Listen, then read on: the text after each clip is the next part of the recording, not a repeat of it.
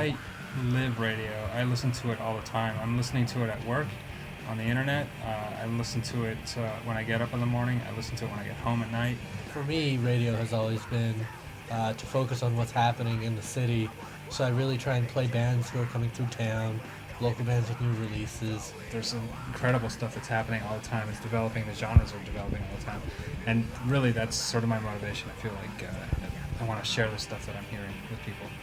Well, in the mid-'80s, I was listening to aggressive rock on CKLM, and, I liked The Clash and the Sex Pistols at that point. I was, 14 years old, 15 years old, and all of a sudden I'm hearing for the first time Minor Threat, Black Flag, Motorhead, DOA, Celtic Frost, Negative Approach, Discharge, stuff that, these are all still my favorite bands.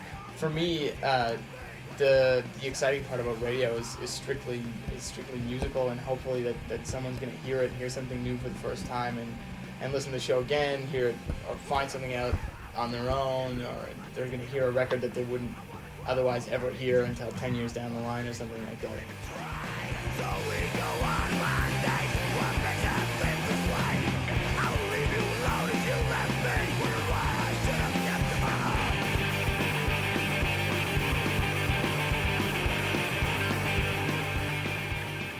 Stations here that are basically sponsored by like a record label. They have to play stuff that's on that label or of that kind of style of hardcore. We don't have any ties to it. I think that freedom allows us to be able to play a lot of things that are developing in the genre. So.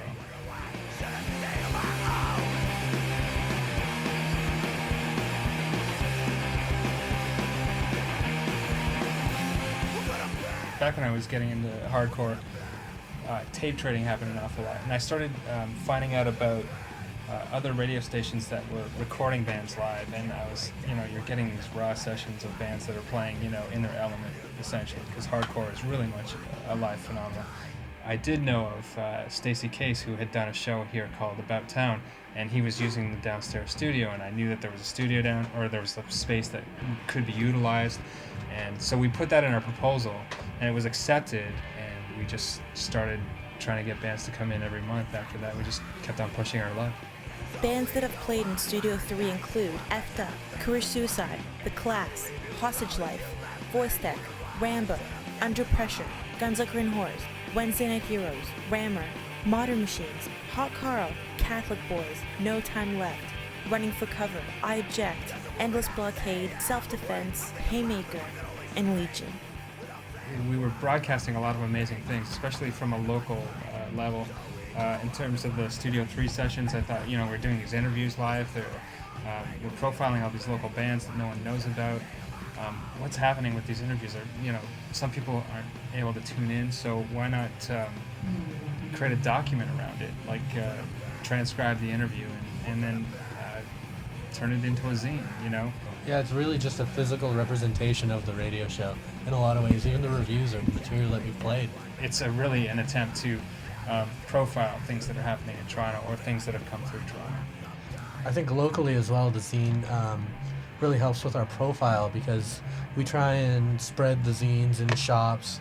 It's free, and so that once again, like the radio show, is information for everybody. It's there, so it really gets through to people that these bands are coming into the radio, that you can come by and see them in the studio, and that you can listen.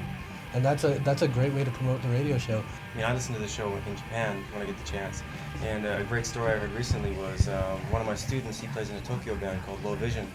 And he came up to me very, very excited because he said, yeah, these guys from Chile contacted us because they heard us on the show. So these guys in Chile were listening to, the show from Canada, hearing this band from Japan, and these connections spring up. My perception of things is that this show may be sort of underappreciated, like locally, I think in Japan there is nothing like this whatsoever. There's no community radio, no university radio, and I think a lot of people here locally don't really realize how lucky they are. But internationally, I would say it definitely has an impact, and people are listening worldwide, thanks to the internet.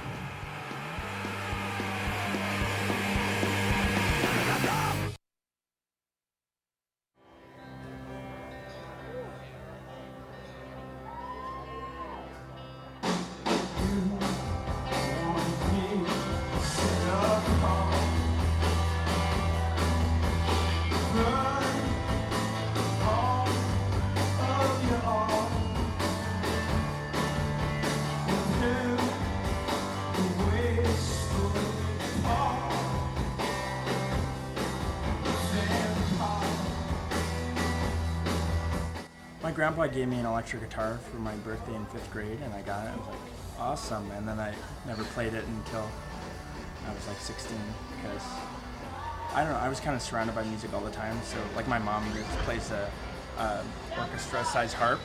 Whenever I came home from school, she'd always be playing the harp, and so it's meaningless to me that someone plays the harp. I think that later in life, like it was a more subtle influence. It was like, oh, playing music isn't a weird thing to do, like with your life, you know? So I think that some people struggle with like, oh, you're a musician, what the hell is wrong with you? You can't do that. And for me, I always just kind of assume that is what you do because it's like a really normal thing to do. I mean, I haven't made any money yet, but still seems like a reasonable thing to do with your life. When I was little, all the parties that my family went to and my parents went to were like these kind of rip-roaring folk music parties where everybody would stand around and know the same songs, and by like later on in the party, everyone would just be singing and everyone kind of know the songs, and everyone who didn't would kind of learn the songs as they were sung. So it was like literally like from 20 to like 100 people all like singing together. Like I finally, if there's like 5 dudes over at my house and we're like playing, I feel so self-conscious. Or like if just my mom's there or something and I'm playing guitar and she walks in the room, like I can't sing and like really give myself, like I don't know how to do it, you know? Like I feel like really embarrassed and like, oh, what the hell, you know? That's always been really weird to me. I don't know why. It's liberating in some way to play for people who, you know, don't know really personally. Montreal definitely has a reputation as like an artist city, and it's pretty hard to get out of it sometimes. Yeah, because too, you just go and you're like, hey, I can do art, and I have like, money for food, and I live a fine life. I would actually say like, then that's all you do. I'd say like, as far as music goes, like it seems in Canada anyway, like Toronto has like way more bands and stuff. I mean, I think every single city is different to live in, and I don't know if any of them are easier or harder to make art or not in. It's sort of hard to say.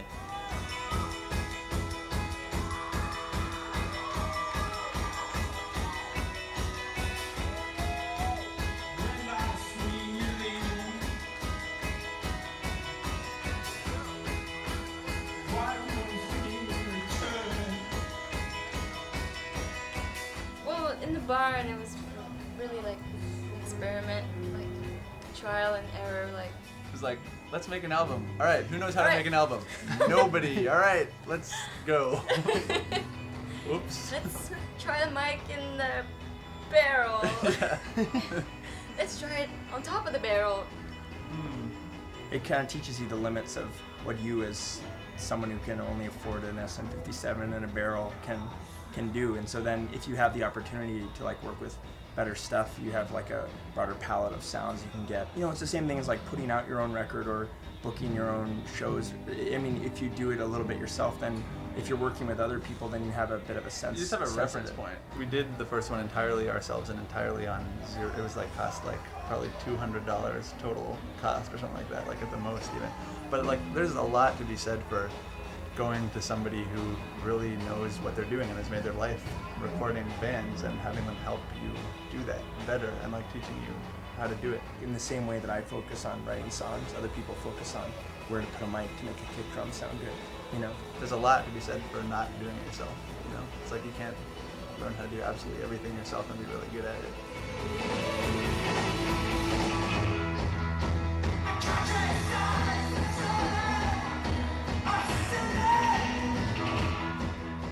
Like, what does music make me feel and why do I play it? It's like as broad as like what do you experience while being alive and why do you continue to breathe? Kind of, you know, it's the same thing.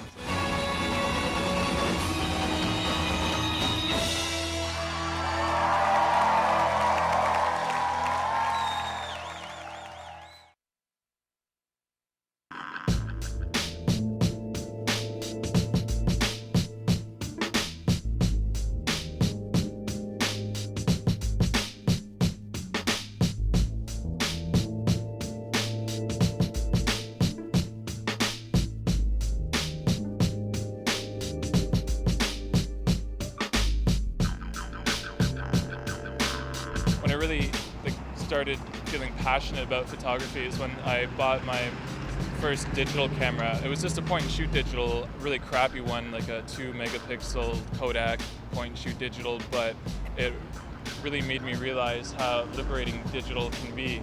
Luckily, I won some money in for some writing contest, and instead of spending the money on tuition, I bought my first digital SLR, an Olympus E10.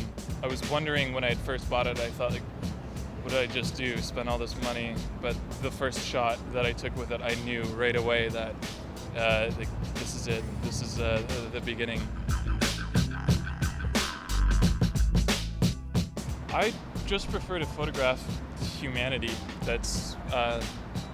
It's a really simplistic answer. I've always done, even before I had a camera with me in the city, I would always walk around, sit at intersections and just people watch. The best description of beauty I've ever heard is unity and diversity. And to me, that's what humanity is, and it's just so beautiful. And Toronto is amazing for that because it is such a diverse city. Timing in street photography is something you definitely have to practice. There are always amazing and beautiful things to see. It's just a matter of your ability first to recognize it, and then second to act on that recognition before the scene dissipates. I practice really hard at pre-visualizing everything. I've just trained myself to, before I even think about it, to lift and shoot right away. On my website, like, for every photograph that I publish, there are at least 100 at least that I don't, where I've just completely missed it.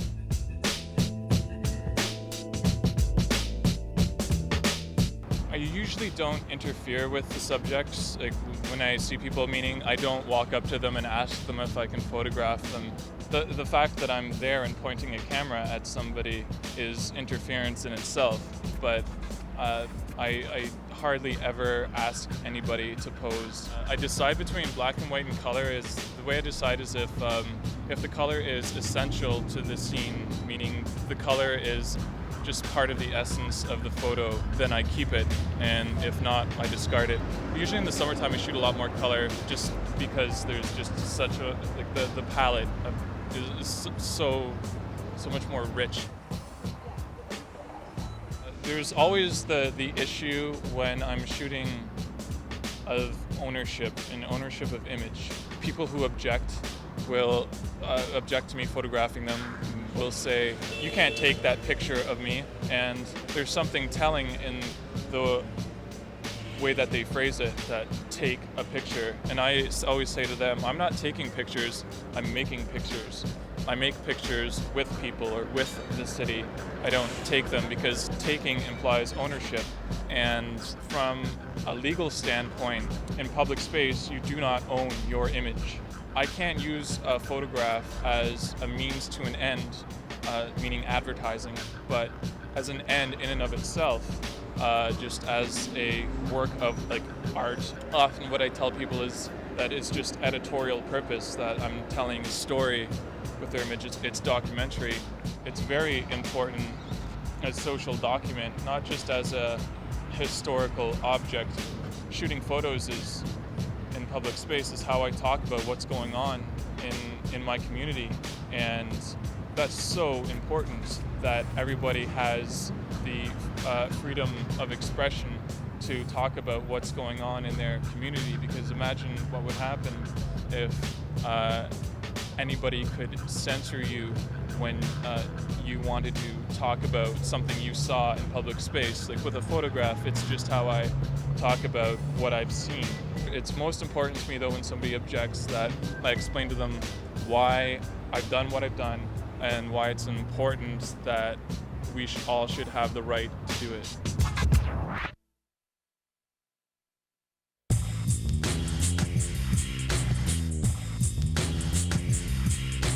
Creative things I do are sculpture and painting. I'm an artist, full-time artist myself. I really enjoy reading and going to libraries and trying to write poetry or short stories or whatever. I do oil painting, or well, acrylics, I guess, just painting and drawing and sketching and stuff. And I like to do a lot of creative writing, short stories about anything. I play and write songs. I play on the bass guitar. I spend time crocheting when I have a chance to. My daughter plays music. She's in a band, and my other daughter, she draws and paints. Well, I publish a magazine and I publish a comic. I do everything from it, the drawing, the folding and the stapling and the distribution of it and the selling. I do it completely myself. I write novels, poetry, produce, play music. Bit of photography. We recently just did a mock hanging. I play a lot of different instruments. I play piano and guitar and bass, and recently bought a violin. On my own, I make collages. I don't have a lot of artistic ability, but I just cut up other people's art and create my own collages. And I make zines just out of my own writing and pictures that I've taken. Welcome to Cruelty-Free Cooking on Off the Radar. I'm your host, Zoe Dodd, and today we're in my kitchen, and we're gonna do a vegan tea party. And so first off, we're gonna start by making a strawberry jam, and then we're gonna make a whipped cream for our scones, and then we're gonna move on to making finger sandwiches. And we have to hurry up because my friends are coming over by 4, and we're gonna have a fabulous tea party. So I'm gonna take 1.5 cups of strawberries, and I'm gonna put it in the pot, and I'm gonna put that on medium-low heat, and I'm gonna add an 1/8 cup of water. While our strawberries are cooking, because it's going to take about 20 minutes, we're going to go and work on our soy whipped cream. So you need 1/4 cup of soy milk, a teaspoon of vanilla extract, a teaspoon of arrowroot or cornstarch, 2 to 3 tablespoons of honey or maple syrups. Add 1/2 cup of oil while it's blending. And after you're done making it, you should put it in the fridge for about an hour to chill, and then it'll be ready to serve. And it'll go great with our scones. Okay, so it's been 20 minutes, and now we're gonna add our sugar and our arrowroot powder or cornstarch to our strawberries. You're gonna wanna let this cook for another 20 minutes, and it'll thicken up because of the arrowroot powder. And at this point, you'll probably wanna turn the heat down to a lower setting. Now that we've made our whipped cream and we've made our jam, we're gonna move on to making our English scones. And so we're gonna begin by turning on our oven, and you should set the temperature to 400 degrees Fahrenheit.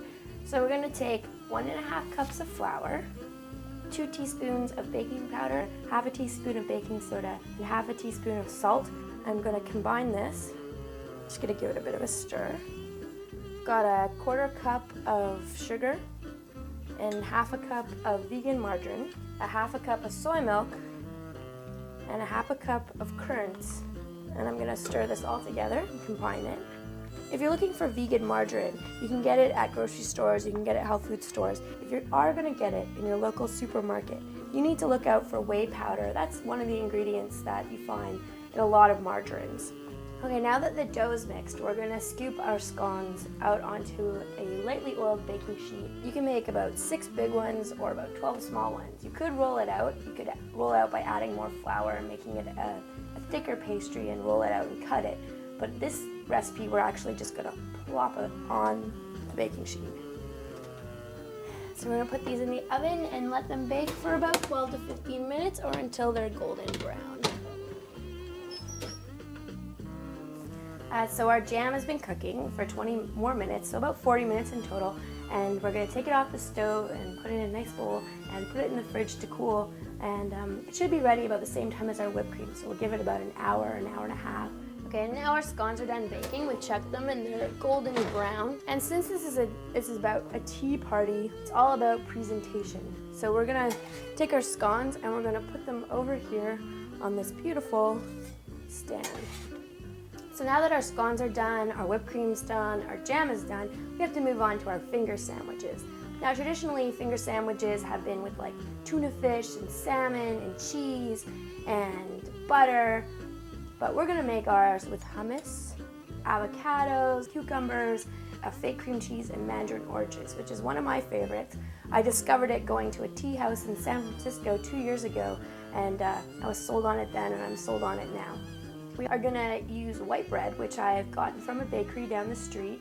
It was made with unbleached flour and has no lard. It's all vegan. And we cut the crust off. I know it's wasteful, but you can use the crust for other things. You could use it to make breadcrumbs. You can use it to make croutons. You could go feed the birds. And I like to cut these in 4. It's really fun to eat finger sandwiches. Okay, So now we're done making our sandwiches, and we put them on this great stand, and we're gonna put some flowers on it and give it some nice presentation. It's all about the presentation when you're having a tea party. There we go. We've made our sandwiches, we made our jam and our whipped cream and our scones. We put the kettle on, we're getting our selection of teas out. We've got Darjeeling tea, peppermint tea, black tea, Earl Grey, a nice selection for my friends who are here now. And we're gonna go outside and we're gonna have a great tea party. For more information on the recipes that we've done here today, you can check out our website and have a great time cooking vegan and cruelty-free.